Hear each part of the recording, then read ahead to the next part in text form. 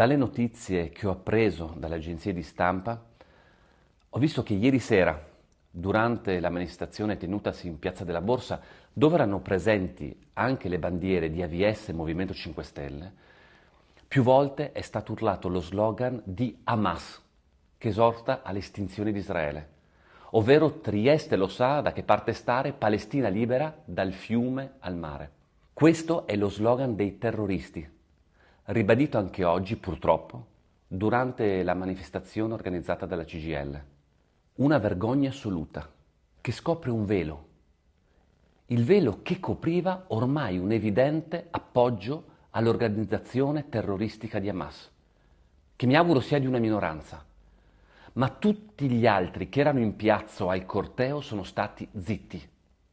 Un antisemitismo che non conosce nemmeno più la vergogna di esporsi pubblicamente. Nel mentre a Udine bambini, ripeto bambini, vengono strumentalizzati per manifestare a favore di Flottiglia. Mi sembra si sia decisamente superato ogni limite. Mi auguro che tutte le forze democratiche prendano una posizione chiara e la si finisca, per alcuni, di continuare a cavalcare la piazza. Una piazza che sta distruggendo edifici, danneggiando proprietà private, fermando illegalmente stazioni e porti. La giustificazione è sempre la stessa, sono una piccola parte. Una piccola parte che però sta sempre in quelle piazze. Anche ieri sera a Trieste è stata sfondata e distrutta una vetrata della stazione. Chi pagherà oltretutto per questi danni non si sa. Prese a calci auto di cittadini privati, ferito un poliziotto.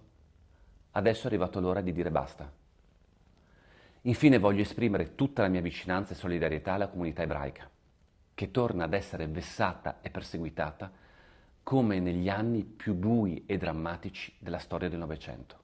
Sono con voi.